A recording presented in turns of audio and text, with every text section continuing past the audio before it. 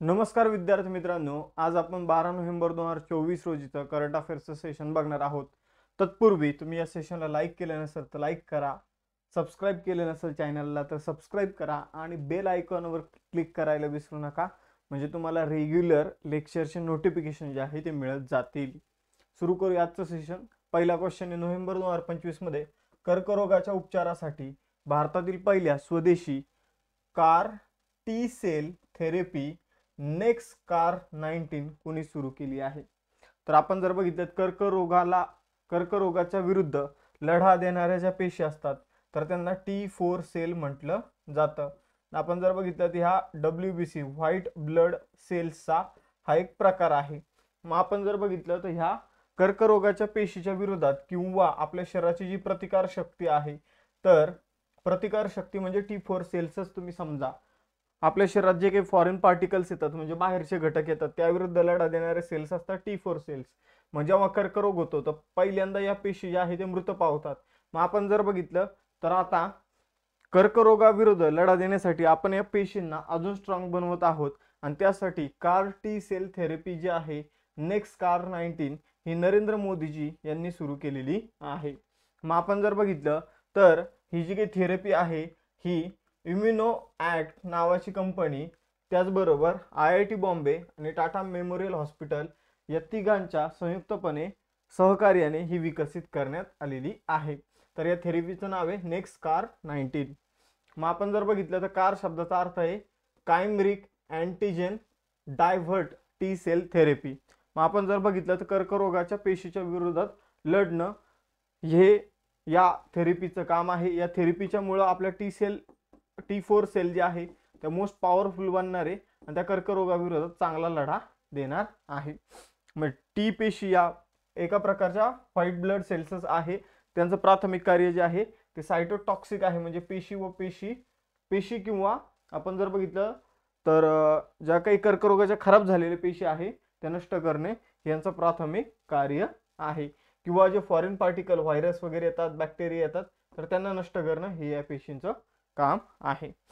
तर बघा, आपण जर बघितलं ब्लडशी संबंधित जो काही कर्करोग असतो तर त्यावर हा जो उपचार आहे हा अधिक उपयुक्त ठरणार आहे. मग आता आपण भारतातील पहिल्या घडामोडी इथं बघून घेऊया. 2025 मध्ये भारतामध्ये काय काय पहिल्यांदा झालं हे आपण इथं बघूया. भारतातील पहिला क्वांटम कम्प्युटिंग व्हिलेज कोणता आहे? तर अमरावती, आंध्र प्रदेश. भारतातील पंचवटी एक्सप्रेस ट्रेनमध्ये ATM बसवणारी पहिली बँक आहे बँक ऑफ महाराष्ट्र. फ्रेड डॅरिंग्टन सँडमास्टर पुरस्कार मिळवणारे पहिले भारतीय कोण म्हणले? सुदर्शन पटनायक. देशातील पहिल्या स्वदेशी MRI मशीनची आपण जर बघितलं तर चाचणी एम्स दिल्लीमध्ये घेण्यात आली. लखनौ या ठिकाणी भारतातील पहिली नाईट सफारी कुकरील तयार करण्यात आलेली आहे. भारतातील पहिलं जलमग्न संग्रहालय INS गुलदार हे आपण जर बघितलं सिंधुदुर्ग या ठिकाणी बनवण्यात येत आहे. भारतीय रेल्वेच्या सहकार्याने भारतातील पहिला हायपरलूप चाचणी ट्रॅक IIT मद्रासने सुरू केलेला आहे. आणि भारतातील वन्यजीव जैव बँक दार्जिलिंग प्राणी संग्रहालयामध्ये सुरू करण्यात आलेली आहे. आणि स्वतंत्र भारतामध्ये समान नागरी कायदा जो आहे तो लागू करणारं पहिलं राज्य आहे उत्तराखंड. पुढे जाऊया. दुसरा प्रश्न आहे, नोव्हेंबर 2025 मध्ये कोणत्या देशाने 15 वर्षाखालील मुलांना सोशल मीडिया वापरावर बंदी घालण्याची घोषणा केली आहे? तर बघा मित्रांनो, डेन्मार्क या देशाने घोषणा केली की आमच्या देशामध्ये 15 वर्षाखालील जो मुलगा असेल तो सोशल मीडियावर नसेल. तर ही घोषणा करणारा देश कोणता आहे? तर तो आहे डेन्मार्क. ही गोष्ट लक्षात ठेवा. बघा, खूप चांगला निर्णय आहे. आपण जर बघितलं 15 वर्षाखालील मुलांना सोशल मीडिया वापरावर बंदी घालण्याची घोषणा जी आहे ती डेन्मार्कने केलेली आहे. या नियमानुसार 13 आणि 14 वयोगटातील मुलांना त्यांच्या पालकांची परवानगी घेतल्यानंतर सोशल मीडिया वापरण्याची परवानगी दिली जाऊ शकते. म्हणजे आपण जर बघितलं 13 आणि 14 एजची जी काही मुलं आहे, म्हणजे आपण जर बघितलं 15 वर्षाखालील ही जी काही मुलं आहे तर त्यांना परवानगी दिली जाऊ शकते 13 आणि 14 वयोगटातील मुलांना. पण आपण जर बघितलं त्यापेक्षा कमी वयोगटातील मुलांना इथं परमिशन नाही हे. ठीक आहे, ही गोष्ट लक्षात ठेवायची आहे. मुले आणि किशोरवयीन मुलांचे डिजिटल जीवन सुरक्षित ठेवण्यासाठी हे पाऊल उचलण्यात आलेले आहे.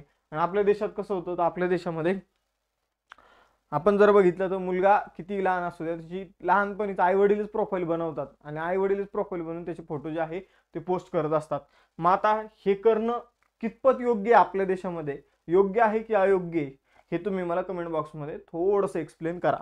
पुढे जाऊया आपण. आपण जर बघितलं डेन्मार्क जो आहे तो उत्तर युरोपमधील एक देश आपल्याला बघायला मिळतो. कोपनहेगन जे आहे ती डेन्मार्कची राजधानी आहे. मग आपण जर बघितलं डॅनिश क्रोन जे आहे ते तिथलं चलन आहे. पुढे जाऊया तिसरा प्रश्न. ॲडेल गिव्ह हुरून इंडिया फिलॅन्थ्रॉपी लिस्ट 2025 मध्ये भारतातील सर्वात मोठे दानशूर म्हणून कोणाला स्थान देण्यात आलेले आहे? तर भारतातील सगळ्यात मोठे दानशूर व्यक्ती ठरलेले अजिम प्रेमजी. तो पहिल्या शिवनाडर. तर शिवनाडर जे आहे ते भारतातील सर्वात मोठे दानशूर व्यक्ती जे आहे ते ठरलेले आहे. मग आपण जर बघितलं शिवनाडर जे आहे मित्रांनो हे HCL टेक्नॉलॉजीचे कर्ताधर्ता आहे. दुसऱ्या क्रमांकावर जे आहे ते अंबानी फॅमिली आहे आणि तिसऱ्या क्रमांकावर जे आहे मित्रांनो ती बजाज फॅमिली आपल्याला बघायला मिळते. आपण जर बघितलं शिवनाडर हे सलग चौथ्या वेळी सलग 4th टाइम्स आपण जर बघितलं तर सगळ्यात जास्त संपत्ती दान करणारे व्यक्ती ठरलेले आहे. जवळपास यांनी 2700 कोटी एवढी संपत्ती त्यांची दान केली आहे. तर 2708 कोटींची संपत्ती दान केली. सर्वात जास्त संपत्ती दान करण्यामध्ये आपण जर बघितलं तर या यादीत 24 महिलांचा समावेश आपल्याला बघायला मिळतो. आणि आपण जर बघितलं तर सगळ्यात जास्त संपत्ती दान करणाऱ्या महिला इथं आहे. 204 कोटींची संपत्ती दान केलेली आहे रोहिणी निलकेनी यांनी. तर टोटल यावर्षी म्हणजे 2024-25 मध्ये 10,380 कोटी एवढी संपत्ती दान करण्यात आलेली आहे. इथं पहिल्या क्रमांकावर शिवनाडर आहे, हे नाव तुम्हाला लक्षात ठेवायचं आहे. चौथा प्रश्न. जागतिक लसीकरण दिन 2025 कधी साजरा केला जातो? उत्तर डायरेक्ट 10 नोव्हेंबर. लक्षात ठेवा. दिवस विचारले जातात आणि थीम सुद्धा लक्षात ठेवायची आहे. लसीकरण दिनाची थीम आहे immunisation for all is humanly possible, ही याची थीम आहे. पुढे जाऊया पाचवा प्रश्न. नोव्हेंबर 2025 मध्ये कोणत्या देशाने त्यांच्या आंतरखंडीय अणुक्षेपणास्त्र मिनिटमन 3 ची यशस्वीपणे चाचणी केलेली आहे? तर आपण जर बघितलं तर मिनिटमन असं आहे, मी थोडंसं वेगळ्या प्रकारे उच्चार केला. तर मिनिटमन नावाचं आपण जर बघितलं तर एक इंटरकॉन्टिनेंटल, आंतरखंडीय म्हणजे काय तर 2 खंडादरम्यान मारा करू शकणार. इंटरकॉन्टिनेंटल 2 कॉन्टिनेंट मध्ये आपण मारा करू शकतो. फॉर एक्झाम्पल अमेरिका खंडातून आशिया खंडात आपण हे मारा करू शकतो. अशा प्रकारचं अणुऊर्जेवर चालणारं मिनिटमन 3 हे जे काही क्षेपणास्त्र आहे हे युनायटेड स्टेट्सने बनवलेलं आहे. अलीकडे मागं रशियाने चाचणी केली, मग अमेरिका कसं काय मागं राहील? तर अमेरिकेने पण आता चाचणी केलेली आहे. आपण जर बघितलं तर याविषयी महत्त्वाची वैशिष्ट्ये मी तुम्हाला सांगतो. लक्षात ठेवायचा वेग 24,000 किलोमीटर प्रति तास एवढा आहे. 13,000 किलोमीटर एवढं त्याची रेंज आहे, म्हणजे तेवढ्यापर्यंत ते मारा करू शकतं. आता याचं नाव जे आहे तर ते मिनिटमन आहे. LGM-30G मिनिटमन असं याचं नाव आहे. LGM त्याच्या समोर लागलेले आहे. तर L for silo launch, G for ground attack आणि M फॉर गाइडेड मिसाईल हे आहे. तर मिनिटमन 3 अमेरिका एवढं आपल्या लक्षात राहिलं पाहिजे. हा प्रश्न महत्त्वाचा आहे. भारताचा 91वा बुद्धिबळ ग्रँडमास्टर कोण बनला? तर तो बनला राहुल VS. बघा मित्रांनो, आपण जर बघितलं तर राहुल VS 91वा ग्रँडमास्टर जो आहे तो बनलेला आहे. बुद्धिबळ ग्रँडमास्टर जे आहे तर बुद्धिबळातील सर्वोच्च सन्मान आहे, हा फिडे मार्फत दिला जातो. आपण जर बघितलं तर एखाद्या व्यक्तीला फिडे नावाची बुद्धिबळ ऑर्गनाइज करणारी संस्था आहे, तर त्याच्या रेटिंग असते तर 250 एवढी रेटिंग मिळाली की त्याला ग्रँडमास्टर म्हणून ओळखलं जातं. 90वा ग्रँडमास्टर बनला होता इलमपर्ती AR जो आहे तो 90वा ग्रँडमास्टर आहे.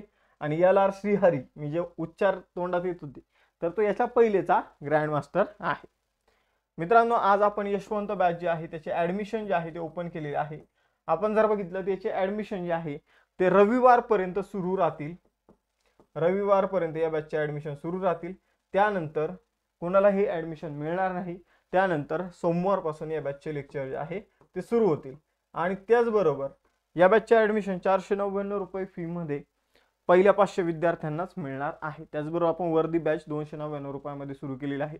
चालू घडामोडीचे इयर बुक आणि चालू घडामोडीच्या बायोलॉजी नोट्स या नवीन नोट्स आपण लॉन्च केलेल्या आहे. हे आपल्या फाउंडेशन बॅचेस आहे. हे आपल्या 21,000 PYQची बॅचेस आहे.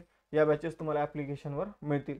त्याचबरोबर अभ्यासमित्राच्या क्लास नोट्स या तुम्ही अभ्यासमित्र ॲप्लिकेशनवरून घेऊ शकता, परचेस करू शकता. बघा, अभ्यासमित्राचं ॲप्लिकेशन इन्स्टॉल करा, कॅटेगरीमधून बॅच सिलेक्ट करा. बॅच सिलेक्ट केल्यानंतर तुम्ही आपण जर बघितलं बॅचवर क्लिक करा आणि सगळ्यात शेवटी या तिथे एक ऑप्शन आहे have a coupon code apply here, तर तिथे CJ लाईव्ह जर तुम्ही कुपन कोड टाकलं आणि अप्लाय केलं तर तुम्हाला फीमध्ये 10% डिस्काउंट मिळून जाईल. आता हा क्वेश्चन अगेन इम्पॉर्टंट क्वेश्चन, खालीलपैकी कोणता देश अधिकृतपणे जगातील पहिला कॅशलेस देश बनला? तर स्वीडन जो आहे तो जगातील पहिला कॅशलेस देश बनलेला आहे. तर वन लाईन स्टेटमेंट लक्षात ठेवायचं, देशातील सगळ्याच लोकांकडे जवळपास mobile apps, debit credit card आपल्याला बघायला मिळतात आणि इतर डिजिटल माध्यमं सुद्धा बघायला मिळतात. आपण जर बघितलं तिथं स्वीडनची माहिती आपण पाहिजे, डेन्मार्कची नाही. ठीक आहे, तर डेन्मार्क जी आहे ती स्लाइड चुकून कॉपी पेस्ट जी आहे ती झालेली आहे. पुढे जाऊया. 8वा प्रश्न, भारतातील सर्वात मोठा भूऔष्णिक ऊर्जा तंत्रज्ञान पायलट प्रकल्प कोठे स्थापित केला जाईल? तर भूऔष्णिक ऊर्जा जी आहे ती चर्चेमध्ये आता राज्यसेवा पूर्व परीक्षेमध्ये 2 प्रश्न यावरच विचारण्यात आले होते. मग आपण जर बघितलं हा जो प्रकल्प आहे भूऔष्णिक ऊर्जेवरील, तर तो आंध्र प्रदेशमध्ये आपण जर बघितलं स्थापित केला जाणार आहे.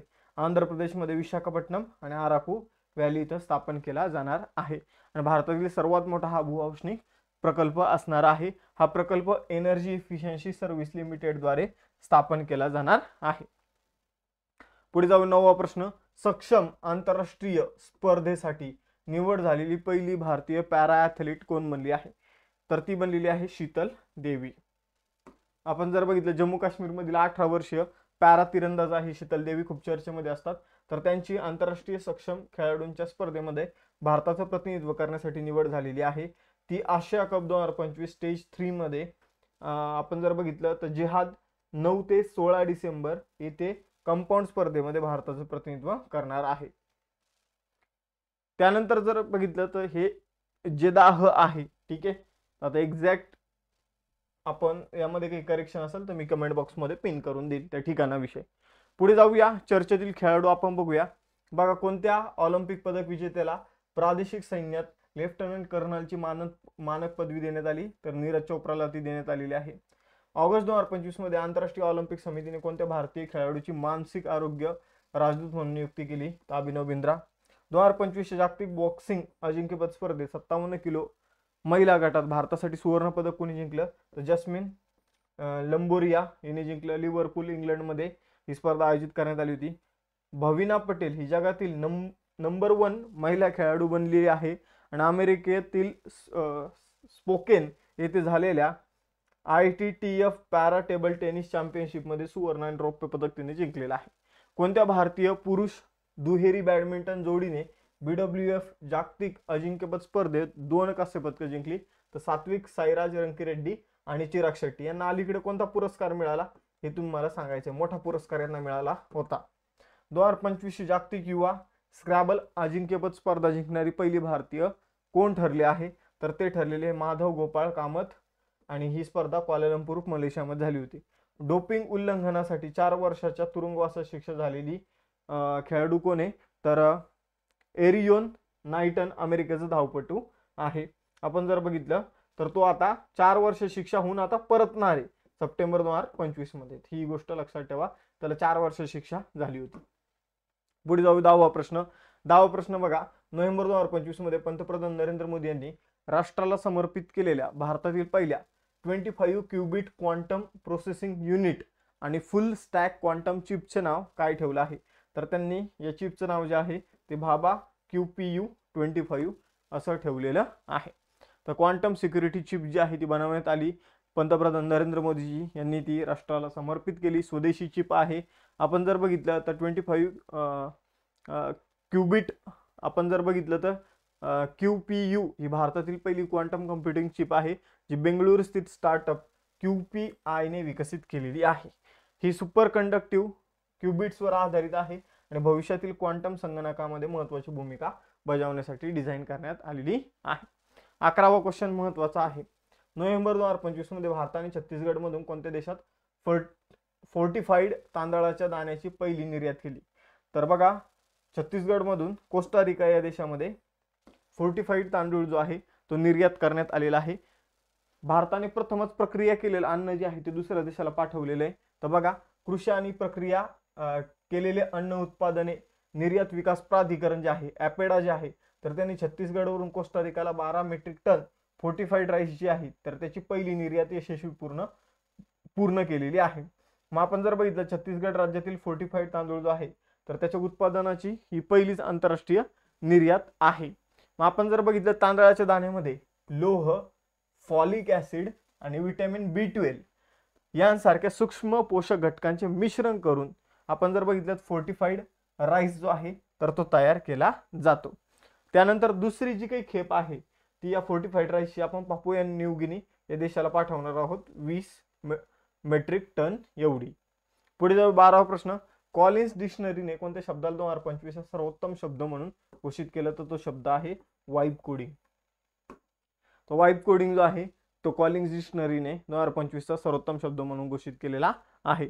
हा व्हायरल शब्द AI शी संबंधित आहे, ज्याचा अर्थ आहे कोड स्वतःला लिहिण्याऐवजी AI चॅटबॉटला सूचना देऊन ॲप किंवा वेबसाईट तयार करणे असा आहे.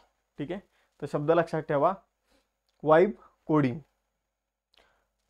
इथं तुम्हाला 3 टेस्ट क्वेश्चन आहे. कोणता देश जो आहे तो कॅशलेस देश बनलेला आहे जगातील हे तुम्ही सांगायचं आहे. त्यानंतर 15 वर्षाखालील मुलांसाठी सोशल मीडिया कोणी बॅन केला आणि 91वा बुद्धिबळ ग्रँडमास्टर कोण बनलेला आहे हे तुम्हाला सांगायचं आहे. जर तुम्हाला लेक्चर आवडला असेल तर लेक्चर लाईक करा, चॅनलला सबस्क्राईब करायला विसरू नका. थांबा इथं, भेटूया नेक्स्ट सेशनमध्ये. चलो बाय बाय एव्हरीवन, जय हिंद.